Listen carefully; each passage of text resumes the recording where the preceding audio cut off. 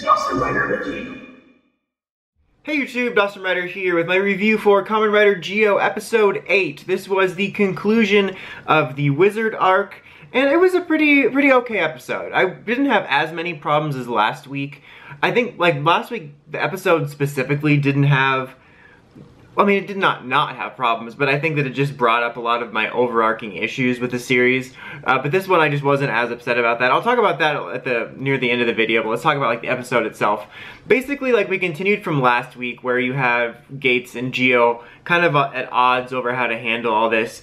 It kind of, in a way, I think I mentioned this last week, reminded me of X-Aid with the different approaches between M and Hero, where, like, Sogo was really focused on, like, the personal aspect of the guy that became another wizard, whereas Gates basically just wanted to take care of the problem. And then you have Beast showing up, and they're both trying to figure out different aspects. Like, Sogo's trying to figure out, why are you the way that you are? You know, I hate so much about the things you choose to be. Not really, but, like, he wanted to figure out why the guy was the way he was. And Gates wanted to find out who Beast was. And, you know, Sogo was employing help from Woz, which I still feel like isn't a good idea. I thought about it like, you know, he obviously knows that Woz wants him to become Overlord Omagio, but I guess he's okay with using Woz because he does want to become an Overlord, just a good one, or a king or whatever. So I don't know, it still is kind of weird. But I did find it funny that it was this episode, this is like episode 8, this is like our 4th adventure in... And he's just now asking Woz how, like, all of this timeline stuff works. So he basically, Woz explains to him what we know. It took us a minute to figure it out, and, like, the .5s have it. Obviously, they haven't been watching their own .5s, but, you know, that when another writer is created, it destroys the timeline or changes the timeline, and then, you know, when it's destroyed, temporarily goes back. I just found it funny that, like, they've been going around and they've done like 4 main adventures. I guess this is like the 4th one. But like he's just now asking how it works. Like I think that explains a lot about why he's not concerned about general situations. But yeah, and he ends up using that information, and then Gates goes back and fights another wizard when he first happens. He gets the wizard form, which looks cool. It looks really cool. I like it quite a bit. And they did another one of those things where they kind of cut back and forth between past and present fights. So you had Gates Wizard fighting him in the past in 2012, and then you had Zi-O fighting him in the present. And I don't think that worked as well as Forze Phases, because I felt like that one was actually pretty well done. I thought they did a good job of blending the stories, and I was just a little bit more invested in the story of another Phase compared to, like, I just wasn't that invested in another Wizard storyline. And it felt weird, because it's like, Woz showed up and he's like, okay, we know why this is happening now, you can just go back to 2012. He's like, I'm gonna stay here.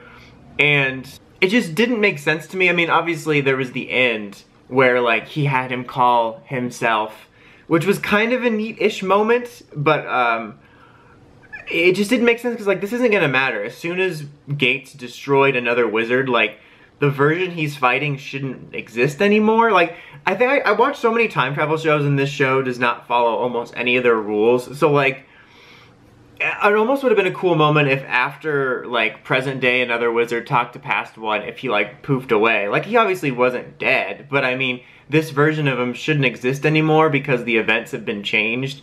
So, like, it's little things like that that bother me. Like, there was a neat moment there at the end, but it just seemed kind of stupid for Sogo to be like, I need to stay here with this guy whose timeline is going to be changed within a matter of seconds, because it didn't really matter. I thought that was kind of weird. There was kind of a cool bit where we got to see Kosuke transform into Beast when he temporarily regained his powers. It's actually kind of funny because he starts fighting Gates and he's like, no, you're good, I just wanted to test you. So it was neat to see him. I'm glad they at least got someone back. I wish we could have seen a little bit more of him. It felt like he had one of the smaller roles of the cameos we've seen so far. And there wasn't even a single mayonnaise bit, unless it was like an Easter egg and I didn't catch it. But there was, you know, there should have been more mayonnaise. That's a weird thing to say about a Rider episode, but also very fitting. But I wanted to talk about, like, last week, I want to say that I appreciate there was some really good discussion in the comments last week based on my issues with it. And you guys kind of made me realize a couple things about it. Like, I mean, first of all, I know that the Another Rider powers comes from them going to, like, the year and activating the Ride Watch in that year. But my thing is that I want to know, how can you just do that? Like, I guess it's assumed that the Ride Watch technology they have can do that. But it's such a big thing that you can just go to 2012 and be like, okay, so I'm in 2012 now, I can take Wizard's power and take with it all the events of Wizard.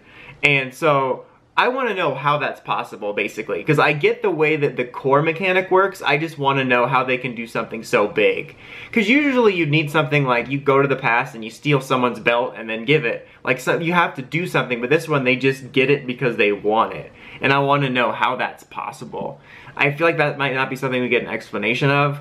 But something else that someone brought my attention to was that, which is something I wasn't really thinking about, is that when they wipe the Riders from the timeline, like, you know, when the Another Rider exists or when they get the Ride armor, it's not just wiping, like, Drive from the timeline, so he's not there to stop the Roy-Mutes. It wipes out all the events of the series, which is crazy, and that really is a weird way of working the time travel, because usually, you know, if you eliminated Drive, most of the problems surrounding him would still exist, but it's definitely an interesting concept that once you eliminate, you're basically eliminating the whole series events rather than just the writer himself or a couple of the writers. Like, you're eliminating everything surrounding it, the villains, the side characters, whatever.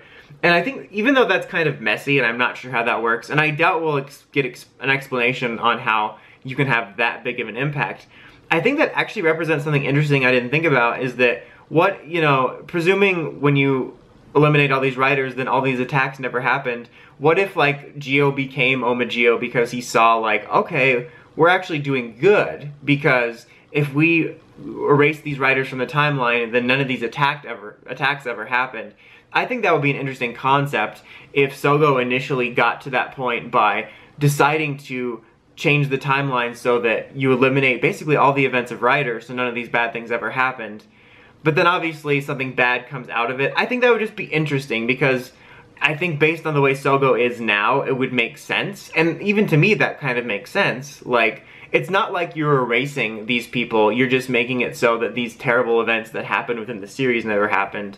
And I think it would be interesting to look at it from that perspective, where Sogo believes he's doing something right, but obviously, even though, like, you're stopping all these yearly events, the end result might not be so great, which is Zi-O. I don't know, I think that brought up something interesting. But yeah, I still have so many questions about that. Like, it's still, even though he hasn't reached that conclusion that I just made up in my head, it does bother me that they aren't, you know, looking at the direct consequences and the fact that things aren't changing that much. Although Woz did say at the end of this one, it seemed like this was a change, because up until now, except for a few little tidbits, it seemed like everything Sogo was doing was more or less right on track with Zi-O. But this week he's like, oh, Gates got the power. It seemed like the first acknowledgement that something in this new timeline has changed. But yeah, I just wanted to address that. Some really good discussion. It made me realize a couple things, but there is a couple things that I feel like people didn't think that I understood, and I do. I just don't feel like it's explained very well, and it just kind of bothers me because it's messy. The same thing with the way that they, like, hand the ride watches off to each other. It's like, then they shouldn't have them now. I don't know, it's weird. But anyway, back to this episode. I thought it was overall an okay episode. I enjoyed it for the most part. I'd probably give it a 7.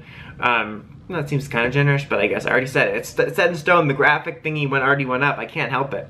But yeah, next week actually looks like it's going to be pretty exciting. I'm kind of looking forward to it. Even though he's not one of my favorite characters, I think Dan mixed with the O's tribute is going to be interesting.